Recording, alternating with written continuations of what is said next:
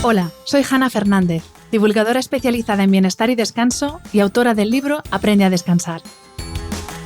Quiero darte la bienvenida a un nuevo episodio de mi programa de podcast A Guide to Live Well, una guía práctica de bienestar en la que descubrirás de la mano de los mayores expertos cómo cuidar tu salud y tu entorno para vivir más y vivir mejor. Los filósofos han explicado el espacio, mas no han hecho lo propio con el tiempo, la inexplicable materia prima de cuanto existe. Con él todo es posible. Sin él, nada. Es la más preciada de las pertenencias. Nadie puede arrebatárselo y persona alguna lo recibe en mayor cuantía que usted. En el reino del tiempo no hay aristocracia de la riqueza ni del intelecto. La genialidad no se ve premiada ni tan siquiera con una hora extra al día. Tampoco existe el castigo, aunque se despilfarre.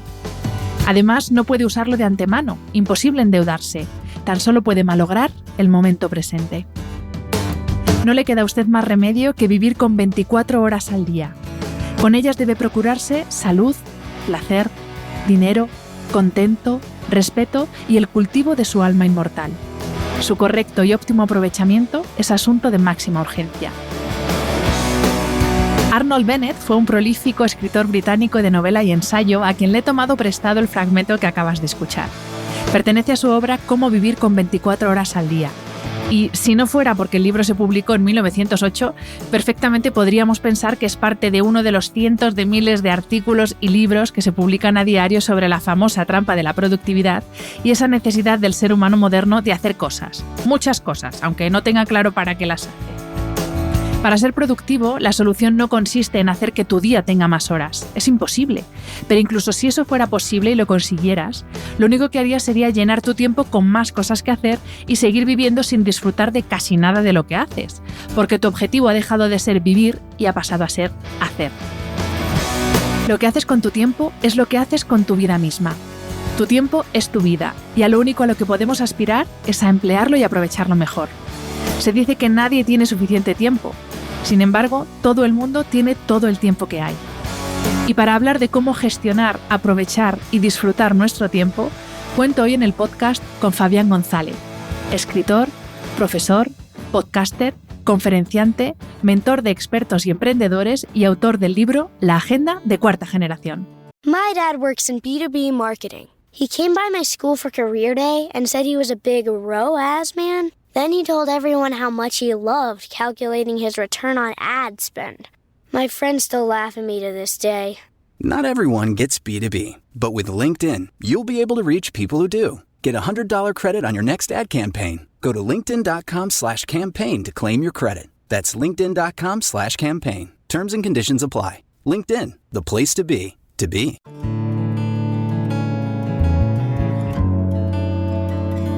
Bienvenido, Fabián, y muchísimas gracias por aceptar la invitación a este podcast.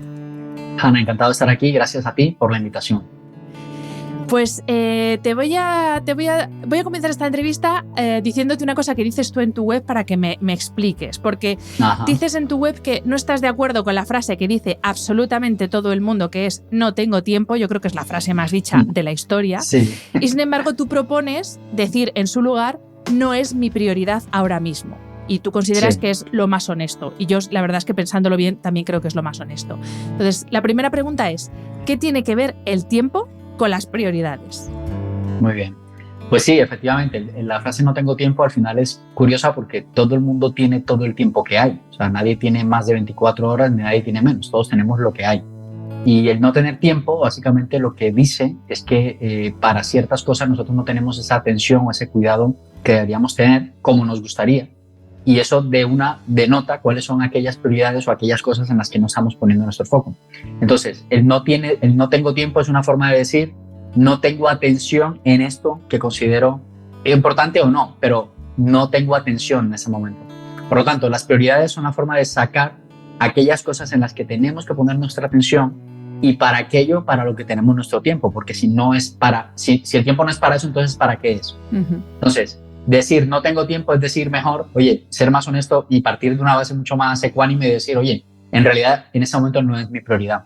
Y si uno parte de esa base mucho más simplista, mucho más justa, se puede mejorar, porque la excusa no tengo tiempo al final no te lleva a ninguna parte. Te quedas ahí y te vas a quedar ahí mucho tiempo hasta que no seas consciente de que tienes que cambiar las prioridades.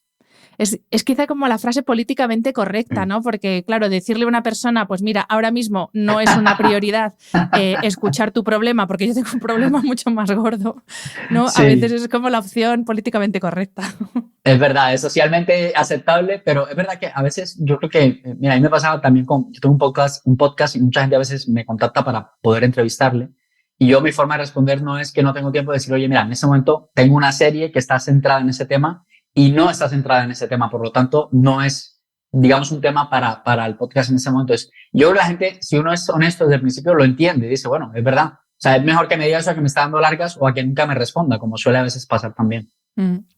Hablando de tiempo, claro, hablamos de la palabra tiempo, pero dentro de lo que es el significado tiempo, tú en el libro distingues dos conceptos. Bueno, existen dos conceptos de los que tú hablas en el libro, que son el tiempo kairos y el tiempo cronos, y que la desconexión entre ellos es lo que nos lleva a no centrarnos en las cosas que son realmente importantes y no están, y hacen que no estemos alineados con lo que es prioritario para nosotros en ese momento. Entonces, ¿qué diferencia hay entre estos dos tiempos? Sí. Sí, de hecho, siempre vemos el tiempo como algo lineal, ¿no? Como un horario, un calendario de 0 horas a 24 horas, lunes, martes, miércoles, diciembre, enero, febrero. Y es la forma en cómo hemos comprendido la idea del tiempo. Y es correcta, eso para mí es el tiempo cronos, es el reloj, es lo que marca las horas, las pautas del día. Pero hay otro tiempo, que es el tiempo kairos, que es el tiempo con significado, el tiempo que tiene un propósito, el que tiene un valor. Por ejemplo, un tiempo kairos sería una fecha de cumpleaños, una fecha donde se conmemora el 50 aniversario de algo. Eso es lo que llamamos tiempo kairos. Es algo concreto que ha ocurrido y que por lo tanto es importante. Entonces, esas cosas importantes, cuando nosotros podemos definir esas áreas, esos roles, esos objetivos personales que tenemos, en los que queremos conseguir ciertos hitos, se terminan convirtiendo para nosotros en ese tiempo kairos, en ese tiempo importante, de valor, de significado. Y lo que buscamos es conectar ese tiempo de valor, esos objetivos, con esos roles, con nuestro cronos, con nuestro tiempo cronos de lo que hacemos todos los días. Y lo que ocurre es que cada vez cuando no somos conscientes de estas dos, significados del tiempo, como que el reloj va por un lado mientras la vida va por otro, ¿no? Y hace que esa brecha emocional entre lo que hago cada día y lo que me gustaría que pasara, pues se abra un poco más. Por lo tanto, hay que reconectar un poco más eso y alinear nuestro tiempo de reloj, cronos, con nuestro tiempo kairos, que es el tiempo de significado y de propósito. Creo que estás de acuerdo conmigo, Fabián, en que vivimos en la era de la productividad, o sea, que hay que ser productivo 24 horas al día, Sí.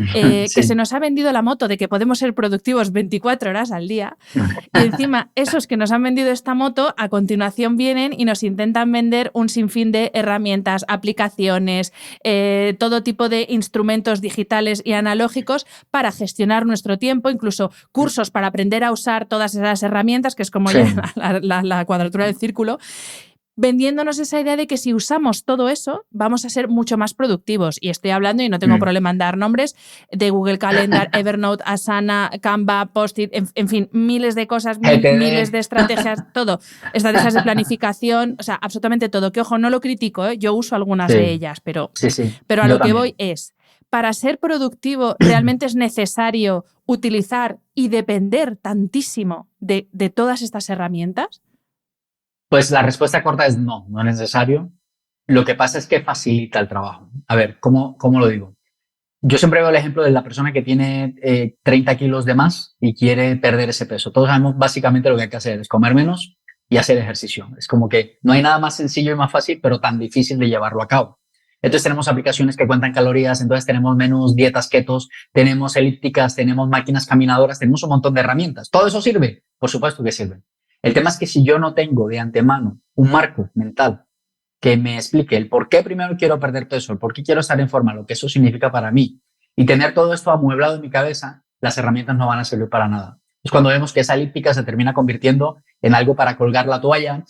Es cuando vemos que se dobla y se mete debajo de la cama, porque no hay primeramente un convencimiento de que necesito estar sano, de que necesito estar en forma para estar con más tiempo con mi familia. Y eso pasa lo mismo con estas herramientas. Entonces, el Evernote, el Asana, el GTD, todo esto al final terminan convirtiéndose en complementos mal utilizados que no van a ninguna parte, no me alinean mi tiempo cronos con mi tiempo kairos, no están conectados con prioridades, simplemente hacer por hacer. Pasamos de ser, de esa idea de ser humanos a ser quehaceres humanos. ¿sí? Donde Exacto. tengo que tener la sensación de estar ocupado para sentir que soy útil y productivo. Y eso no tiene nada que ver con productividad. Sí. Y encima es que son herramientas que se supone que te ayudan a gestionar el tiempo, pero muchas veces cuando realmente no es lo que tú necesitas, lo que te hacen es perder el tiempo. O sea, estás perdiendo el tiempo en una cosa que se supone que te está ayudando a maximizar y optimizar tu tiempo. O sea, O claro, es sea, como... lo O has, sea, lo has clavado. O sea, eso es. Es como el caos yo le llamo el caos de la productividad. Me toma más tiempo gestionar la herramienta que hacer lo que tengo que hacer. ahí está. Entonces, cuando empezamos a encontrar estas situaciones en las que, por ejemplo, GTD es una herramienta que yo aplico algunas cosas en el correo electrónico, pero si tú para organizar el tiempo tienes que aprender primero GTD para poder hacer GTD, entonces ya vamos mal. Porque se supone que a mí a veces me ocurre con unos clientes, oye, Fabián, no tengo tiempo para organizar mi tiempo. O sea, es como que estamos tan Sí, llenos de sí. cosas que si tengo que sumarle otra más, al final no voy a ser más productivo, voy a ser más improductivo. Pues hablando de productividad, que quizás deberíamos haber empezado por aquí, ¿qué Ajá, entendemos por ser productivo? Que ya sabemos que no es hacer muchas cosas. O eso es. sea, sí que puede entrar dentro de la definición lo de hacer muchas cosas, pero bueno, que es algo más que hacer muchas Efectivamente. cosas. Sí, si lo miramos desde el punto de vista, digamos, etimológico, y si hablamos de productividad, por ejemplo, en economía, estamos hablando del nivel de capacidad que tiene alguien para hacer cosas. O sea, si lo miramos, en realidad es como que entre más cosas haces, da igual que, más productivo eres, ¿vale? Y eso puede tener cierto sentido. Pero el enfoque que a mí me gusta darle es no hacer por hacer, sino que aquellas cosas que hagas en tu tiempo de reloj, en tu cronos, estén alineadas con aquellas cosas de tu brújula que tienen que ver con ese tiempo Kairos y que están permitiendo que esos objetivos, que esas cosas que te has propuesto en tus roles, realmente se hagan. Entonces es mucho más productivo una persona que se enfoca en 4 proyectos en el año y que finalmente puede llevarlos a cabo y puede tener esa vida balanceada y equilibrada, y una persona que hace 100 proyectos, no termina ninguno y al final va con la lengua fuera todo el día. Entonces es más productivo el que realmente llega a un feliz término con lo que emprende al principio. Uh-huh. Hablábamos justo al comienzo de la entrevista de que a veces el problema puede no ser tanto el gestionar nuestro tiempo, sino el tener claras cuáles son nuestras prioridades. Pero claro, Sí. aquí chocamos de nuevo con uno de los mantras de este mundo moderno en el que nos ha tocado vivir, que es la famosa frase de tú puedes hacerlo todo y además tienes que hacerlo todo y tienes que serlo todo. Entonces, claro, así como prioriza uno. Evidentemente, cuando estamos en medio de esa saturación, de que tengo que hacer todo lo que, tengo que responder todos los emails que me entran, tengo que responder todas las llamadas que me entran, tengo que hacer todos los proyectos o ideas que se me ocurren. Y al final es esa sensación de soy realmente útil cuando siento que estoy ocupado. Tenemos que, yo digo que la gestión del tiempo va primero de quitar cosas antes que meter cosas, ¿vale? Yo, por ejemplo, una de las cosas que recomiendo a la gente es empezar a eliminar todos esos ladrones de tiempo, todos esos factores que nos hacen perder nuestra atención, porque al final va de cómo gestionamos nuestra atención, pero buscar que cada una de esas cosas que nosotros hagamos estén enfocadas en estos roles, que básicamente son 7, o sea, casi que te lo podría definir así, son 7 cosas las que nos importan al 90% de los seres humanos en este planeta, son 7 cosas. Si nosotros somos capaces de extractar de esas 7 cosas o de esas 7 áreas, de esos 7 roles, aquellas cosas que son relevantes para nosotros, vamos a estar realmente centrados en lo que es lo importante por defecto. Por defecto vamos a ser más productivos y vamos a empezar a proteger nuestro tiempo porque esas cosas tienen prioridad en nuestra agenda. Y lo demás, pues ya se rellenará, pero estamos enfocados en lo que es realmente importante. Uh-huh. Ahora hablamos de los roles, pero antes te quería preguntar por otro problema, porque realmente es un problema y además mucha gente que conozco siempre me lo dice, y es que se confiesan procrastinadores. Y quizá el hecho de que tantas personas se confiesen que procrastinan prácticamente todos los días, quizá tiene que ver eso, el que tenemos tantísimas cosas que hacer que no sabemos por dónde empezar.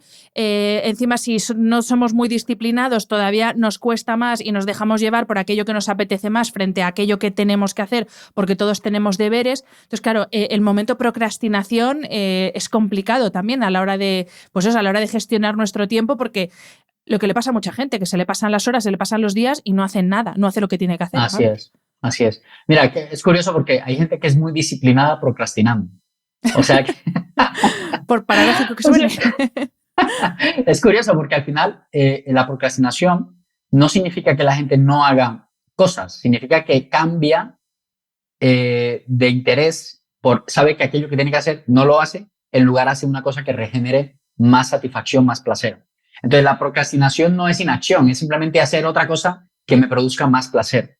Y el no tener esa claridad, el no saber realmente qué es lo que tengo que hacer, que es de los factores yo creo que lleva a esa procrastinación. Como no sé por dónde empezar, pues me cuesta mucho más. Mejor me veo una serie en Netflix, o me veo una película, o me duermo, o me voy al bar, o hago algo que no tiene nada que ver. Entonces, clarificar, si partimos de estos roles, si partimos de esas áreas, que ahora nos vamos a meter, pero como tener muy claro que hay 7 aspectos concretos en nuestra vida que son las que mueven nuestra satisfacción, nuestro bienestar, y que estamos dedicando tiempo a atender cada una de esas cosas. Primero, clarifica por dónde tenemos que tirar. Segundo, nos va a dar esa motivación para que prefiramos estar haciendo eso en lugar de hacer otra cosa. Y lo tercero, va a generar esa disciplina para que nosotros realmente hagamos lo que tengamos que hacer. La disciplina al final es una secuencia de hábitos que nosotros vamos desarrollando a medida que vamos notando resultados en las cosas que hacemos, ¿vale? Pero si tú no sabes qué es lo que tienes que hacer, si además haces y no ves resultado, y además no ves resultado, pues al final pues es normal que la gente tiende como a echar todo al traste y tirar por otro camino. Vamos a hablar, Fabián, de esos 7 roles, porque seguro que estará la gente diciendo, venga, pero dime los roles ya, que me lo has dicho ya 2 veces. Venga, ya. Y no me has dicho cuáles son. Entonces, suéltalo. Vamos a hablar, si te parece, de esos roles que al final, cuando uno hace, yo que he leído tu libro y los que lo lean lo van a entender, cuando uno se para y piensa y reflexiona sobre su vida, sobre sus intereses, inquietudes, prioridades, sobre lo que es realmente importante, efectivamente se da cuenta de que, pues eso, de que no somos tan distintos y que todos más o menos tenemos como los mismos ámbitos de preocupación / priorización, preocupación en el buen sentido. Entonces vamos a hablar, si te parece, de esos 7 roles, a ver si los que nos escuchan se sienten identificados. Claro que sí. Mira, en el libro, bueno, por cierto, el libro se llama La Agenda de Cuarta Generación y básicamente yo lo que planteo es que nosotros tenemos como 4 dimensiones como muy claras en nuestra vida personal, que es la parte espiritual, la parte física, la parte mental y la parte social. Y cada una de estas áreas, de estas dimensiones, digamos que desglosan 2 roles. En realidad son 8, yo digo 7, pero porque hay uno en especial que es el que ayuda a controlar el resto de cosas, ¿vale? Entonces, por ejemplo, en la parte espiritual hay 2 roles concretos que ayudan como a esta parte. Stephen Covey, en su libro Los 7 hábitos, habla como la idea de dejar un legado, ¿vale? Es como una de las necesidades del ser humano. Y está esa parte de conexión, un rol de conexión y trascendencia, es decir, que hay algo mucho más grande que nosotros, que nos conecta con algo superior. Pues eso, incluso yo siempre digo, aunque la gente no sea creyente y aunque sea atea, su creencia es que no cree. O sea, cuando alguien dice, pero es que yo no creo en Dios, vale, esa es tu creencia. Por lo tanto, sí que tienes ese rol de trascendencia y conexión, porque hay una creencia en que no hay nada. Sí. ¿Vale?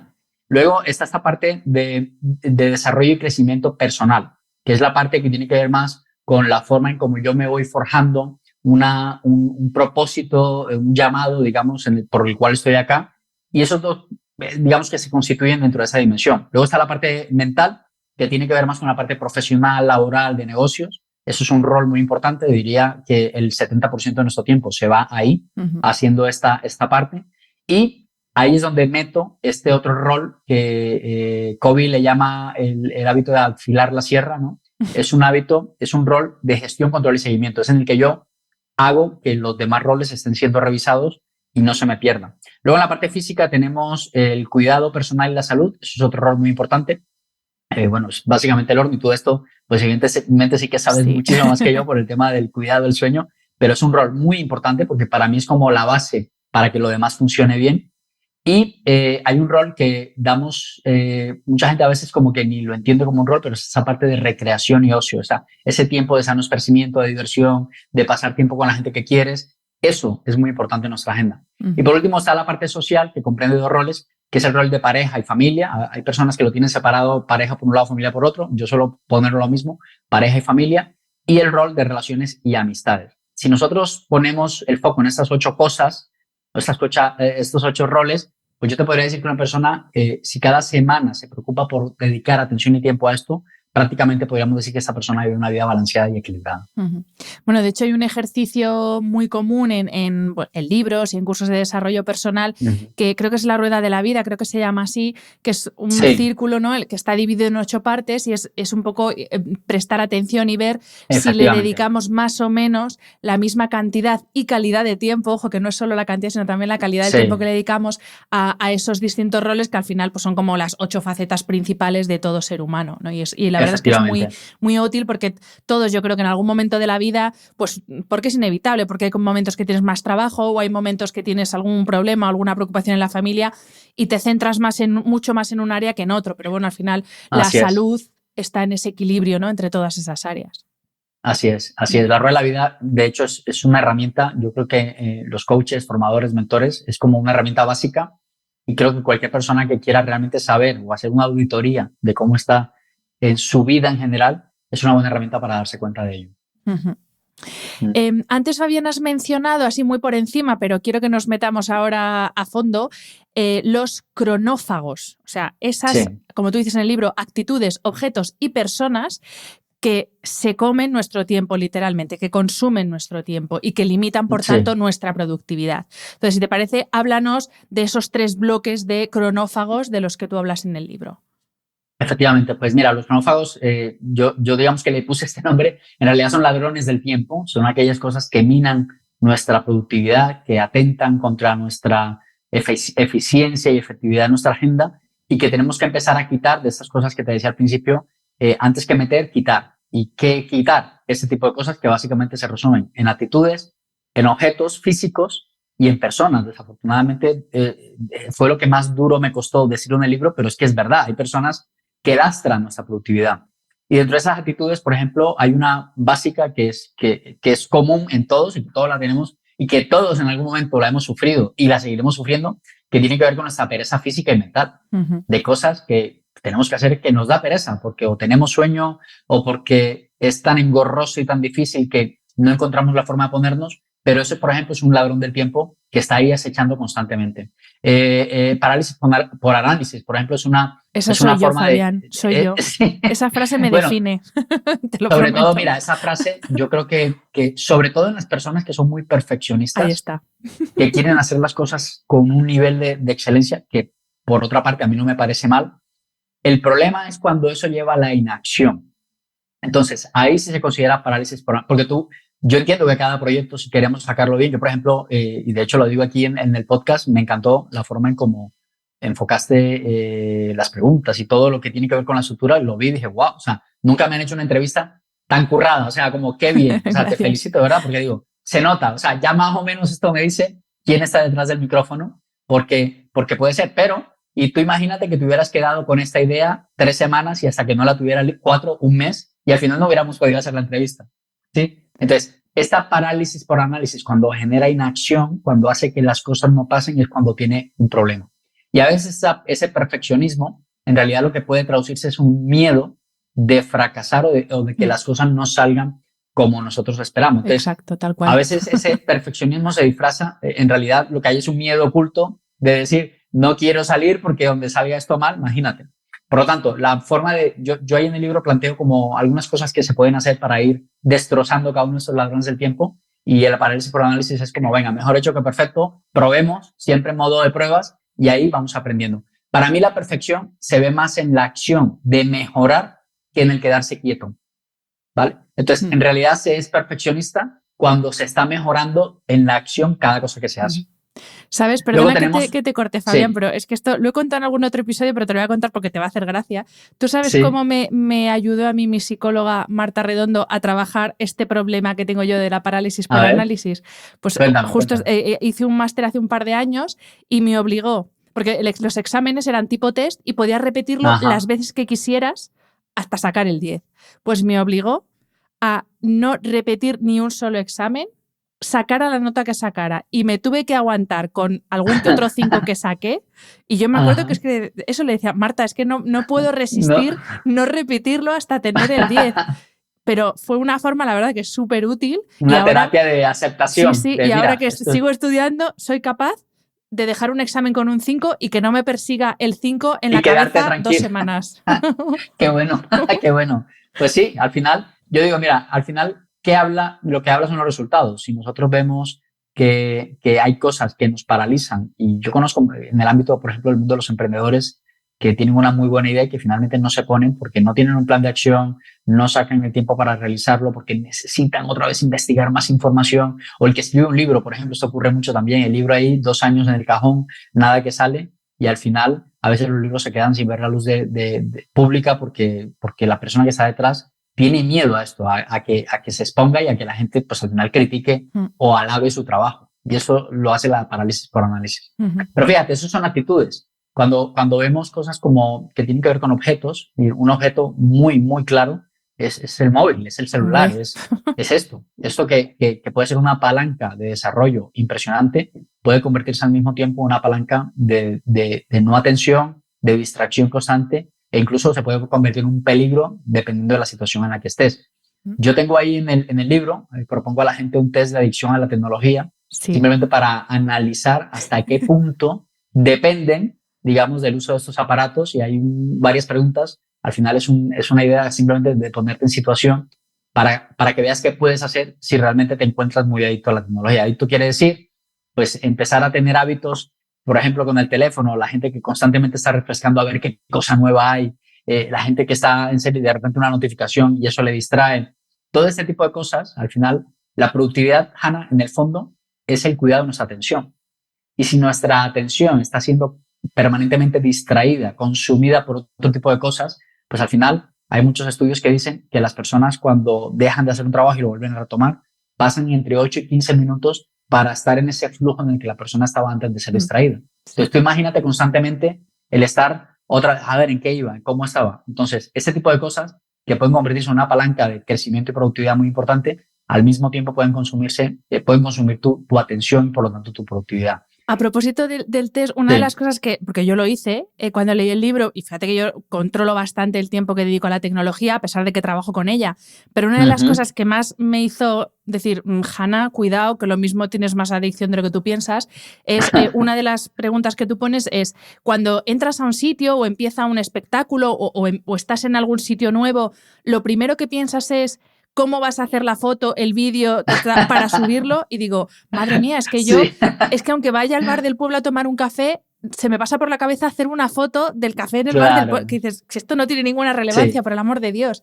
Pero llega hasta ese punto la dependencia que tenemos a lo electrónico. O sentir envidia cuando te estás quedando sin batería y el de al lado tiene el teléfono lleno, o buscar un conector en una mesa para... todo ese tipo de cosas que al final a todos nos pasan, ¿eh? Yo no digo que al final a todos nos pasa, pero hasta qué punto, ¿no? Porque hoy en día se ha comprobado que una persona cuando conduce mientras ve el teléfono casi que es mucho más peligrosa que una persona cuando va borracha. O sea, para que te hagas una idea. Sí. Entonces, este tipo de cosas pueden trascender incluso mucho más allá de la simple anécdota a convertirse en un verdadero problema para muchas personas. This episode is brought to you by Etsy. Oh. Hear that? Okay. Thank you. Etsy knows these aren't the sounds of holiday gifting. Well, not the ones you're hoping for. You want squeals of delight. Happy tears. How did you? And spontaneously written songs of joy. I am so happy. Oh yeah, oh yeah, oh yeah. Okay, the song needs a bit of work, but anyway, to get those reactions, make sure everyone on your list feels heard with handmade, handpicked, and designed gifts from small shops on Etsy. Gifts like personalized jewelry, custom artwork, cozy style items, vintage pieces, and home decor to celebrate all of your favorite people and their specific kind of special. For original gifts that say, I get you, Etsy has it. Y vamos a hablar de las personas, lo que decías tú, las personas cronófagas, que a veces sí que es verdad, y a mí yo alguna vez que he hablado pues, de personas tóxicas, que no es lo mismo, pero como que me han dicho, no se dice eso, pero sí que es verdad que hay personas que consumen el tiempo de los demás, y eso es verdad. ¿Qué haces con estas personas? Esto pasa, esto seguirá pasando, y esto es algo de asumir. Yo de hecho en el libro recomiendo mucha mano izquierda, mucho cariño, mucho cuidado, mucho respeto, porque bueno, estamos hablando de personas, no estamos hablando de un móvil, ni estamos hablando de cosas que nos pasan a nosotros mismos.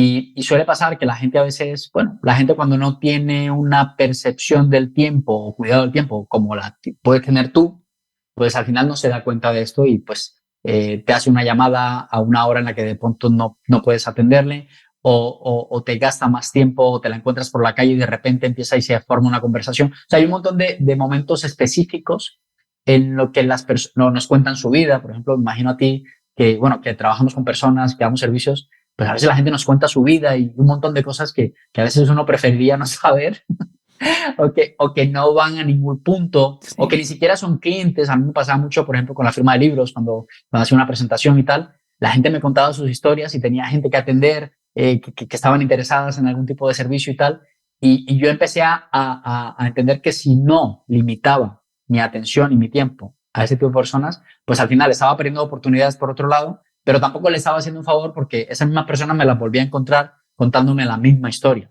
Entonces, la forma de decirles que ya tengo, que cuento con 10 minutos o que tengo que hacer una cosa determinada o que no le puedo atender en ese momento. O sea, ser muy empático a la hora de hacer esto, pero no dejar que eso nos robe todo nuestro tiempo, porque nos ocurre incluso en casa, con nuestros padres o con nuestros hijos, o con, no porque sean ellos cronófagos ni ladrones del tiempo, ¿vale? Pero esto puede pasar, y cuando tú tienes un objetivo, si no sabes gestionar eso, a mí me pasa con los niños, yo tengo 3, imagínate, de repente entran acá y tienen muy claro un horario en la puerta, saben a qué hora se puede interrumpir, a qué horas no porque no les ame o porque, no, simplemente porque hay una forma adecuada de proteger ese tiempo. Claro. Y esto, pues yo a veces puedo caer incluso en convertirme en una persona cronófaga para mi esposa, por ejemplo, que está ocupada haciendo algo y de repente yo llego ahí con todo lo que tengo que decirle y la saco a ella de lo que tiene que hacer. En fin, que es un rol en el que podemos caer incluso nosotros, pero que tenemos que crear medidas para protegernos de eso. No, y de hecho estaba pensando, digo, a ver si la gente piensa que es como que no lo digo en ningún caso de forma peyorativa, porque incluso nosotros mismos, como tú bien dices, podemos ser cronófagos. Yo, por ejemplo, estaba pensando, sí, lo típico, ves a alguien por redes sociales, pues te gusta lo que hace profesionalmente, tienes alguna duda, escribes para que te eche una mano y encima quieres que te responda ya y como no te responde vas y le mandas un mensaje de, oye, ¿no has visto que te he escrito? Entonces como, sí, no, claro, es que esa persona, aparte de que eso es su trabajo, tiene un tiempo que dedica a las redes, otro tiempo que dedica a los clientes, y entonces, claro, su tiempo no lo organizas tú, lo organiza cada uno el suyo. Efectivamente. Entonces esto, pues, tacto, cuidado, tener empatía, donde gentes y ya está, ir llevándolo. Y eso también pasa que lo dices tú, perdona que te corto, que si no quiero que se me olvide porque me encanta la palabra, dale. Lo de la reunionitis. Que es que esto, me acuerdo además de una amiga que en su empresa, después de la pandemia, establecieron que las reuniones de equipo se hacían de pie, porque se dieron cuenta de que estando de pie iban a lo que era importante y no estaban ahí perdiendo el tiempo de cháchara. Y digo, oye, pues qué técnica más buena. De pie y antes del almuerzo, o sea, porque esto también es una forma. O la hora antes de terminar, que ya verás tú cómo se la empresa. Oye, que nos vamos a comer. Esto, de hecho, yo recuerdo la experiencia que he tenido en las empresas en las que he tenido la oportunidad de trabajar. El tema de las reuniones, o sea, no se necesitan tantas reuniones, o sea, no se puede vivir en una empresa sin hacer reuniones, pero sí se puede vivir sin muchas de ellas. Y a veces el tema de las reuniones, si no están estructuradas, si no están bien convocadas, si no están las personas que realmente tienen que estar, si no están minutadas en el sentido de qué temas vamos a tratar, pues al final eso se termina convirtiendo en un relajo, en una oportunidad para que la gente al final termine hablando de cosas que no venían a cuento y al final se pierda tiempo y no se llegue a ninguna conclusión. Entonces, las reuniones tienen que estar estructuradas, tienen que estar minutadas, tienen que estar bien convocadas para que finalmente se haga lo que se busca que quiere que se haga en esa reunión. Y muchas empresas, desafortunadamente, sufren ese problema de que cada cosa es una reunión y al final termina llegando gente allí que no tiene por qué estar allí. Al final, lo que iba a ser media hora se convierte en 2 horas. Entonces, al final, lastra, al final no sabes cuándo día es la reunión. De repente sale una reunión por la mañana, otra por la tarde, que tú no esperabas y tenías otra cosa. Y esto hace que al final la productividad se lastre precisamente por las reuniones que están mal diseñadas. Y de hecho tú hablas en el libro y dices que por lo que estabas diciendo, cuando se convoca una reunión, y esto es aplicable a cualquier sector en cualquier empresa, pero hay que decir a la gente que está convocada qué tiene que preparar para llevar a esa reunión, porque si no, te reúnes para decir que se preparen lo que sea que haya que preparar para volverse a reunir otra vez. Y dices, es que es como absurdo, pero es que esto, sí, por lo menos aquí en España, tú tienes experiencia en otros mercados, sí, pero por lo menos aquí en España es que esto es así. Sí. es una mala costumbre, se asume como que es lo normal, pero no es normal, ¿vale? Dices en el libro 2 frases que me parecen fabulosas y además las dice mucho mi marido las dos. Una es, si no está en la agenda, no existe. Okay. Y otra es, si algo es importante en tu vida, se merece un Excel. Y yo creo que estas 2 frases son las que marcan la diferencia entre, ahora que estamos a punto de las fiestas navideñas y de que comience el año nuevo, son la diferencia entre el típico propósito de año nuevo de tengo que perder peso, tengo que mejorar el inglés, tengo que aprender informática, yo qué sé, típicos propósitos de año nuevo. Ajá. Y lo que es un objetivo real, claro, con un plan y con unos tiempos de ejecución. Sí. Y esto además, como tú muy bien dices en el libro, es aplicable a todos los aspectos de la vida, que a veces solo pensamos en objetivo, pues eso, aprender inglés, pero no nos planteamos objetivos, pues cuidar el aspecto espiritual y de lo que hablábamos antes de los roles, mejorar las relaciones interpersonales que tengo con mi familia, yo qué sé, otras cosas que no contemplamos tanto como un objetivo que tenemos que planificar y temporizar en el tiempo. Sí, totalmente. Mira, Seth Godin, uno de los gurús de marketing más conocidos en los Estados Unidos, dice, un objetivo es un sueño con una fecha de vencimiento. Si nosotros no ponemos fechas concretas, aquellas cosas que queremos conseguir, pues eso se queda solamente en un deseo, en una intención, pero realmente no va a pasar nada. Por lo tanto, la forma de asegurarnos de que eso ocurra es que podamos llevarla a un sitio concreto, a una hora concreta, en un día concreto, porque si eso no está allí, olvídate, eso no va a pasar. Por eso digo lo de si no está en la agenda, no existe. O sea, no va a pasar. Ay, pero es que a mí me gustaría. No, que no va a pasar. Que no pasa comiéndote 12 uvas el 31 de diciembre. No ocurre así, ¿vale? Entonces, por un lado. Y por otro lado, el tema me acuerdo que esto fue una frase que dije en una conferencia. De hecho, de ahí salió esta idea de aquello que merezca atención y cuidado en tu vida es merecedor de un Excel. Lo dije en una conferencia, me acuerdo. Y la gente no podía la risa y a mí me llamó mucho la atención y dije, oye, ¿verdad? Esto tiene sentido. ¿Y por qué lo decía? Porque si nosotros queremos mejorar en algún área de nuestra vida, realmente tener avances, tener desarrollo, sería importante controlar de alguna manera el punto donde estamos y ver qué aspectos hemos podido, digamos, avanzar. Tú no puedes saber si has mejorado algo si no puedes controlar eso. De hecho, la frase es como, yo no puedo mejorar lo que no puedo controlar y no puedo controlar lo que no mido. Por lo tanto, si yo no tengo algo, un Word, un Excel, un documento, un cuaderno, donde puedan examinar de dónde vengo y para dónde voy, es muy difícil que eso realmente tenga un crecimiento. Por lo tanto, si hay algo que es importante en nuestra vida, por ejemplo, tú dices, Fabián, pero por ejemplo, las relaciones, yo siempre este tema sale. En las relaciones de pareja, por ejemplo, yo tengo, por ejemplo, algo con mi mujer que hacemos cada semana que son los date nights. Hacemos una cita por la noche, vamos a una cena, vamos a un restaurante, o estamos en casa o vemos una película. Pero yo digo, en función de cuántas date nights yo vaya teniendo en el año, yo te puedo decir que eso es un indicador de cómo está mi relación de pareja. En función de cuántas veces hago actividades con mis hijos. O sea, porque es la manera en cómo medimos eso. Entonces, fíjate una cosa tan cualitativa como son las relaciones, cómo con cosas concretas se pueden medir. Entonces, tener algo en lo que tú puedas hacer esta medición, este control, es muy importante para saber realmente si estás avanzando o no, porque si merecen la pena las relaciones de pareja, los hijos, tu trabajo, tus finanzas, por ejemplo, las finanzas, que la gente quiere mejorar sus finanzas. Bueno, ¿dónde está ese Excel que te muestre cuánto has ingresado, cuál es tu presupuesto, cómo vas a gastar el dinero? ¿Dónde está eso? Sí, pero tú quieres mejorar, ¿vale? Y eso, ¿cómo lo vas a ratificar si no tienes cómo controlarlo? Por lo tanto, sí, por eso he hablado de la importancia de tener ese Excel ahí. Mi amiga Andrea Cañas, que seguro que está escuchando este episodio, ahora mismo estará dando palmas porque es la reina del Excel, pero para todo. O sea, para hacer la compra y las cosas que necesita para casa, para preparar las maletas. A mí una vez me mandó su modelo de Excel para hacer las maletas. Es verdad que ella tiene dos hijos por parte del marido, luego ellos dos, o sea, claro, su vida es un poco más compleja que la mía, pero es verdad que todo lo lleva en un Excel y efectivamente simplifica la vida.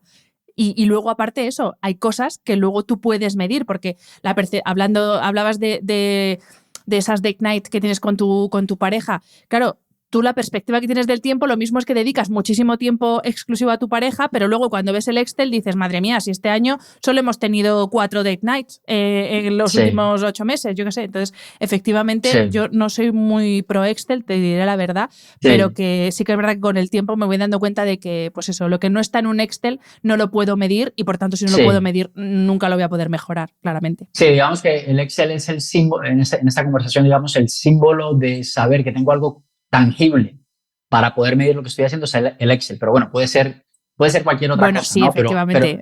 Pero una forma en la que yo diga, esto realmente se está haciendo, esto está ocurriendo. Sí. Mira, cuantitativamente esto es lo que ha pasado. Es como, por ejemplo, el gimnasio, la gente que lleva, oye, quiero estar en forma. ¿Qué es eso de estar en forma? Es pesar cuántos kilos, es tener cuánto medida de cintura. ¿Cuánto es eso?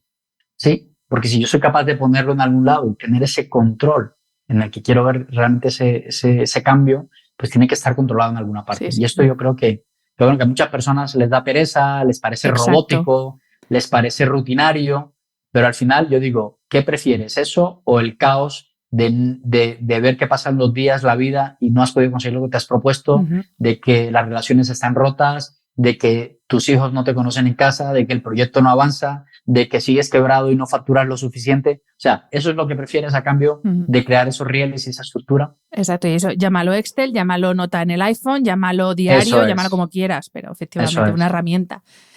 Y vamos a entrar a hablar ya de la agenda de cuarta generación, pero antes de hablar de esa propuesta que haces en tu libro, te quiero preguntar por cómo es la agenda que destruye nuestra productividad, porque claro, a lo mismo aquí mucha gente dice, ostras, pues mi agenda tiene mucha pinta de esto que está diciendo Fabián.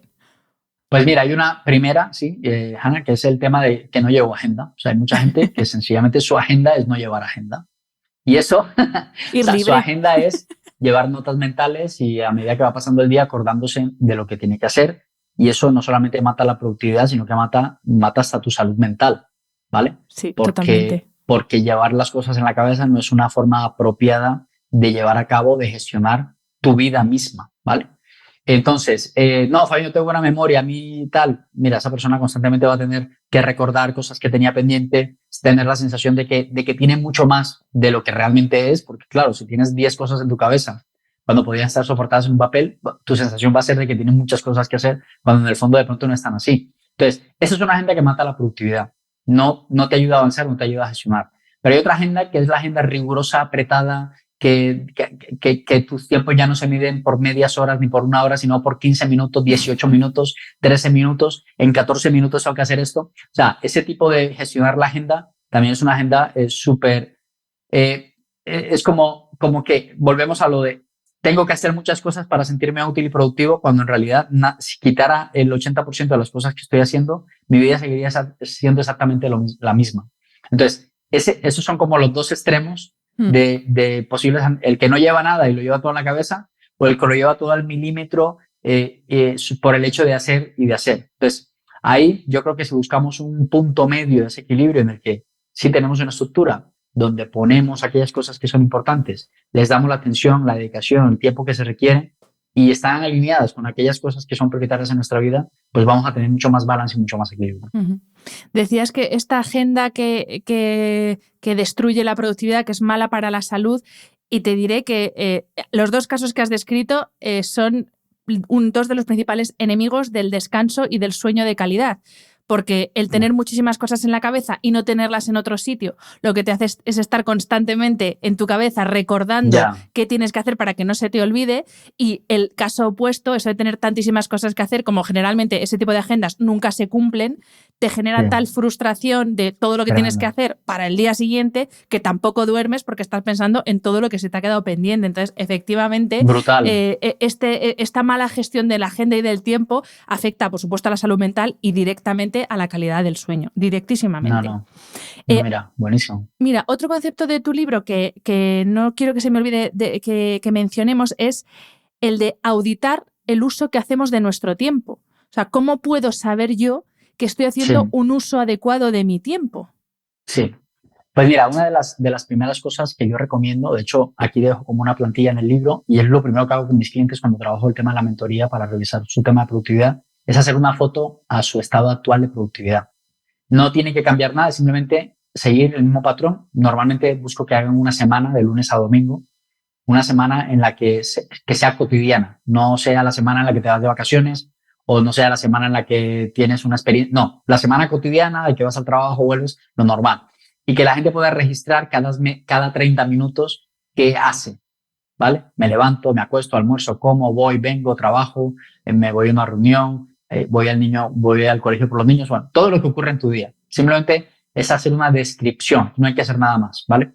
Y en esa descripción de una semana, la idea es que la persona vaya haciéndose consciente de cuánto tiempo dedica a qué cosas y si esas cosas realmente están tomando mucho tiempo en su agenda. Aquí no hay, digamos, cosas buenas o malas, simplemente es lo que es, ¿vale? Entonces, cuando miramos esto, la auditoría que hacemos aquí es empezar a analizar qué patrones se repiten, ¿vale? Es como si tú te sacaras de la realidad y vieras tu vida desde afuera, dijeras, a ver, ¿qué es lo que está pasando aquí? Oye, me estoy despertando, mira, 3 días me despierto a las 7 de la mañana y hay 4 días que me levanto a las 9. ¿Qué está pasando aquí? ¿Por qué? Pero mira, es que un día me acosté a la 1 y empezamos a analizar patrones que empiezan a ocurrir en nuestra agenda. Esto, claro, si tú lo llevas en tu cabeza es imposible sacarlo, pero cuando lo tienes escrito y lo puedes ver desde lejos, es mucho más claro verlo, ¿sí? Las horas de trabajo. Entonces, basado en esos patrones, pasamos ya a una parte más de diseño, que es decir, vale, basado en estos horarios, basado en esta, tú más o menos comes a las 2 o a la 1:30, vamos a empezar a fijar unos horarios que son como la estructura que empiezas a establecer. Pero no es una cosa nueva, radical que vas a hacer para ser más productivo. No es basada en tu realidad, es decir, en lo que es tu vida en ese momento, cómo vamos a pasarnos a hacer una pequeña transición para que en lugar de levantarte un día a las 6:15, otro día a las 7:30, otro día, te levantes a las 7 todos los días. Entonces buscamos casi que estandarizar eso para que empecemos a crear los hábitos, porque si no es imposible, ¿vale? Entonces, cuando hablamos de esa auditoría, estamos buscando trazar esa semana, cómo ocurre, y a partir de ahí empezar a diseñar lo que queremos que sea. Y ahora sí, vamos a hablar de la agenda de cuarta generación y primera pregunta, o sea, las generaciones anteriores de agenda, ¿por qué no nos valen? O sea, las de primera, segunda, tercera generación, ¿en qué fallan y, por tanto, en qué se diferencian de la agenda de cuarta generación? Eso es. Mira, la agenda de cuarta generación se alimenta de todas las cosas buenas que trajeron la primera, segunda y tercera y minimiza lo malo que tienen esas generaciones. Este término de cuarta generación se hizo muy popular. El autor Stephen Covey, cuando escribió Los 7 hábitos de la gente altamente efectiva, hay un hábito que es el tercero, se llama primero lo primero. Y en este hábito él plantea que en la historia de las herramientas del tiempo han habido como 3 olas, ¿vale? Que empezamos con los POSITs, por ejemplo, que fue la primera generación, el sacar las ideas de la cabeza y ponerlas en un papel. Era como una primera cosa que le permitía a la gente tener la sensación de eficiencia, de puedo chequear y puedo tener la sensación de que he podido hacer cosas en mi vida.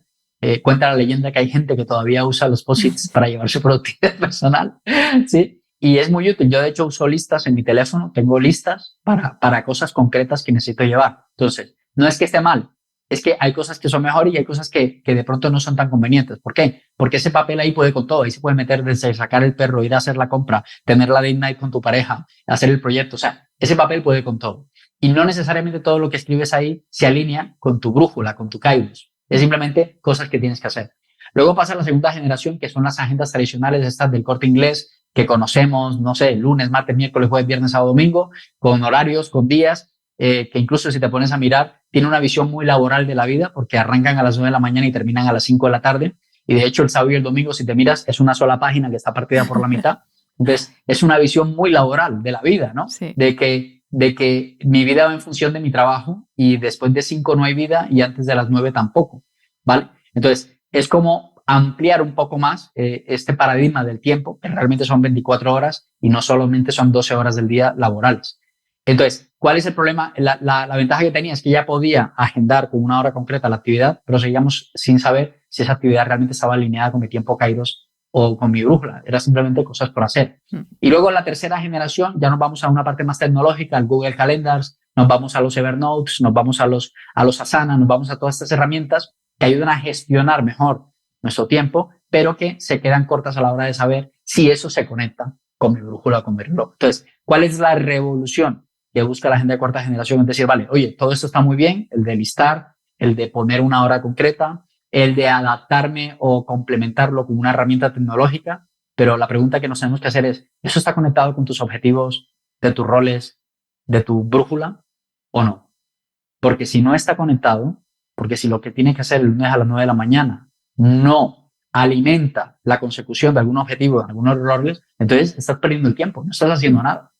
Entonces, el cambio que busca es plantearlo en el segundo cuadrante. La matriz de Eisenhower explica muy bien esos cuadrantes de urgente, importante, no urgente, no importante. Ese segundo cuadrante, el que plantea lo importante, no urgente, es donde debería estar centrada nuestra atención del tiempo. Y ahí es donde opera, digamos, la agenda de cuarta generación. en esas cosas que son importantes, pero que no son en la prevención. Y hablas también de que esa agenda de cuarta generación es la que, eso incluye por encima de todo el propósito, que es que a veces cuando hablamos de propósito como que la gente piensa en cosas como muy espirituales y no lo asocia tanto a que ese propósito que tú tengas en la vida también tiene que estar planificado. Entonces me gusta mucho cuando lo explicas en el libro eso, hablando de que esa agenda de cuarta generación es la que está enfocada no en hacer un listado de cosas poniéndolas al lado de la hora a la que hay que hacerlas, sino en generar una serie de acciones que te acerquen y que vayan en la dirección de ese propósito. Efectivamente. Mira, al principio hablamos del tiempo Kairos y tiempo Cronos. Otra forma, digamos, de explicarlo es la brújula y el reloj. Mira, de hecho, sí, la portada del libro tiene una brújula y un reloj. El reloj está dentro de la brújula. ¿Qué busca esto? Que si yo tengo una brújula establecida con una misión, con una visión, con unos valores, con unas áreas, con unos roles, con unos objetivos concretos de mi vida, con las que voy a balancear esta rueda de la vida que hablábamos, y si en mi reloj, es decir, mis días de las semanas, con mis horas, yo estoy haciendo cosas que conectan con eso, podríamos decir que esta persona tiene una vida equilibrada en propósito, porque está haciendo aquello que realmente dijo que iba a hacer. Si estas cosas que yo estoy haciendo no están conectadas en la brújula, o peor, no hay brújula, o sea, te puedes imaginar cuando la gente dice, me siento desorientada, no sé qué camino seguir, pues lo que está denotando es una clara muestra de que no hay una brújula a la que seguir. Por lo tanto, ese equilibrio y ese liderazgo y ese propósito lo vamos a encontrar cuando juntamos estas dos cosas.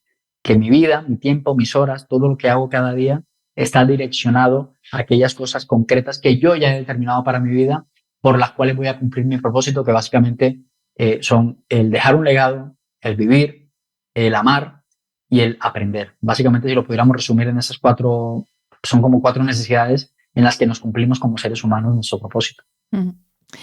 También mencionas, Fabián, en el libro, que me hizo mucha gracia porque yo soy súper fan de Robin Sharma. Súper fan. Ajá. Y hablas de, pues eso, que tú hiciste el intento de unirte al club de las 5 de la mañana, pero que vamos, que para ti era imposible lo de levantarte a las 5, para ti como para prácticamente el 100% de la población española. Claro, yo a veces cuando hablo de Robin Sharma la gente me dice, sí, claro, pero a ver quién es el guapo que se levanta a las 5. Y digo, a ver, es que esto hay que entenderlo como una herramienta que luego tú tienes que adaptar a tu vida y a tu estilo de vida, ¿no? Y lo importante que es que no intentes imitar la agenda de otra persona o el sistema de otra persona y también que no intentes implementar absolutamente todos los sistemas porque te vuelves loco, sino que descubras cuál es el que más encaja pues, con tus prioridades, con tu propósito, con tu estilo de vida, con tu cronotipo, si me apuras, porque si no, intentar vivir la agenda de otra persona es muy difícil. Pues es curioso, sí, porque al final yo estuve creo que casi 6 meses con esta tendencia de las 5 de la mañana, que te digo, en el tiempo que estuve yo me sentía el amo del universo. O sea, yo a las 7 de la mañana yo ya había logrado no sé cuántos objetivos cuando la gente apenas estaba levantando. Y esto te hace, pero claro, cuando la gente se reúne por la noche y a las 11 se preguntan qué van a cenar, entonces eso preocupa mucho, porque eso solamente yo lo he visto en España, la gente a las 11:30 está cenando. Entonces, claro, si necesitas 2 horas para irte a la cama, eso quiere decir que te vas a acostar a las 2 de la mañana. Es inviable permanecer tanto tiempo durmiendo solo 3 horas, o bueno, por lo menos en mi caso, yo es que estaba hasta de mal humor. Entonces, ¿qué me di cuenta? Que al final no era tanto el tema de madrugar, sino el tener un espacio concreto en la mañana en el que tú pudieras trabajar esas prioridades. Yo llamo lo que es el setup, ¿no? El plan 20-20-20 que él propone allí, en el que yo pueda balancear esa parte espiritual, mental y física antes de cualquier otra cosa, antes de saltar a la cama al ordenador, antes de mirar el correo electrónico, antes de ir a las redes sociales en el teléfono, que yo pudiera balancear eso y da igual si era a las 7, a las 8 o a las 9 de la mañana, pero que eso tiene un sentido y es el tener ese momento para mí. En Colombia, yo soy de Colombia y yo sí que te puedo decir que allá es mucho más fácil levantarse a las 5 de la mañana porque amanece más temprano, porque la vida empieza mucho más temprano, los niños van al colegio a las 7 de la mañana, o sea, eso es normal. Aquí en España, pues no. Y por eso decía que si fuera español, el libro se llamaría El Club de las 7 de la mañana, no El Club de las 5 de la mañana, por ese desfase que hay ahí en lo que es, no sé, la cultura o la forma como la gente opera en cada país. Sí. Pues Fabián, vamos a poner fin a esta charla. La verdad es que me ha encantado el libro, me ha encantado esta charla y sobre todo me encanta que pues eso, en este mundo de la hiperproductividad y de hacer tantísimo y de ser tantísimas cosas, haya profesionales como tú que que ponéis o que nos proponéis herramientas que de verdad son útiles para vivir una vida con sentido, ¿no? Para otra cosa que hablas en el libro, que es para tener un tiempo vivo, que nuestra vida sea algo vivido y no sea pues eso, el transcurrir de un día tras otro hasta que llega al final. Y de hecho hay una frase que creo que es tuya, que incluyes en el libro, quiere decir que no citas a otra persona, que me parece que resume súper bien esta charla que hemos tenido, que es que una vida productiva es saber hacia dónde vas y hacer todos los días el camino en esa dirección. Y me parece una preciosidad, o sea, típica frase para ponerte como de salvapantallas, para que no se te olvide. ¡Qué bueno! Sí, mira, básicamente, es verdad, es una frase que a mí me evoca, la brújula es saber hacia dónde vas, la brújula, y hacer todos los días el camino en esa dirección, el reloj, ¿vale? Si yo puedo juntar esas dos cosas, si puedo tender ese puente entre que cada cosa que hago cada día me va en la dirección que yo ya me he propuesto, entonces yo tengo una vida productiva. Si ese reloj va por un lado, la brújula por otro, entonces no tengo una vida productiva. Y para mí es una forma como de mostrar esto, ¿no? De que realmente nuestros deseos, nuestros sueños, nuestras ambiciones, nuestro propósito, nuestro llamado por el que estamos acá, que cada día hagamos el camino en esa dirección, que cada cosa que hagamos tenga ese sentido. Para mí esta entrevista tiene sentido precisamente por eso, porque estoy en uno de los objetivos o sea, la entrevista que uno puede decir, vale, esa entrevista, ¿qué rol juega en tu agenda? Pues que conecta directamente con esta idea de Fabián divulgador, el que escribió el libro, el que a través de esta herramienta alimenta esta parte mental del rol profesional laboral con su misión, con su visión. ¿Ve? Entonces, no es casual la entrevista porque está conectada con todo esto. Entonces, como que si nosotros nos aseguramos de protegernos de nosotros mismos, incluso de nuestro tiempo, que nuestra agenda tenga esa base de que cada cosa que hagamos tiene un propósito, eso es un tiempo vivo, porque es el tiempo que de manera proactiva estamos generando para que las cosas pasen. Y ese tiempo muerto, pues al final es el tiempo en el que las cosas nos pasan, las recibimos como vienen, no reaccionamos a ello y sencillamente pues se nos pasan los años con intenciones y con deseos que nunca se van a cumplir porque no estamos haciendo nada para que eso ocurra. Y decimos sin parar eso de que no tengo tiempo para las cosas importantes, cuando lo que realmente nos pasa, como decíamos al principio, es que no tenemos claras nuestras prioridades ni el plan que tenemos que implementar para conseguirlas. Millones de gracias, Fabián. O sea, me ha encantado el libro, de verdad que os lo recomiendo a todos. Muchas gracias, Ana. La agenda de Cuarta Generación, leedlo porque de verdad que leo muchísimas cosas sobre productividad y es de los pocos libros que me han sorprendido para bien. Así que enhorabuena por tu trabajo y millones de gracias por este ratito. Un placer tenerte aquí, No, Fabián. hombre, yo encantado, Hanna, de estar en tu programa, de aportar un poquito con todas esas ideas y espero que de verdad que las personas que lo escuchen, por lo menos que haya algo que les toque y que digan, mira, de ahora en adelante voy a empezar a trabajar esto, voy a empezar a quitar cosas de mi vida que me están lastrando, voy a centrarme más en aquellas cosas que son importantes, como que les toque. Y bueno, yo simplemente decirles que podemos mantener esa relación a través de las redes, a través del libro, recomiendo, lo pueden conseguir por Amazon, en Kindle, incluso por la web directamente lo pueden pedir. La única diferencia es que lo reciben firmados y lo reciben por la web. Pues entonces por la fabiangonzalezh.com. y bueno, en las redes, @FabianGonzalezH es la forma en cómo podemos seguir en contacto. De todas formas, pondré todos los enlaces a tus redes en las notas del episodio y también algunos de los libros que hemos ido mencionando a lo largo de la entrevista. También lo pondré en las notas del episodio para quien quiera seguir leyendo sobre el tema, pues que lo haga. Millones de gracias, Fabián. Un placer. Muchas gracias, Ana. Sí, un fuerte abrazo. Chao, chao. Espero que hayas disfrutado del episodio. Este programa de podcast es independiente y en abierto gracias al apoyo económico de marcas que apuestan por mi trabajo y confían en mí para ayudarles a comunicar su mensaje. Los expertos que aceptan mi invitación a intervenir en este programa no tienen ningún tipo de vinculación con dichas marcas a menos que se especifique lo contrario. Y todo el contenido de mi podcast, página web y redes sociales que haya sido patrocinado irá acreditado como tal. Gracias por ayudarme a que este proyecto siga siendo viable e independiente visitando la web de mis anunciantes, dejando reseñas, comentarios y valoraciones en las distintas plataformas de reproducción y compartiendo mi contenido en tus redes sociales. Mil gracias por estar al otro lado. Nos escuchamos en el próximo episodio.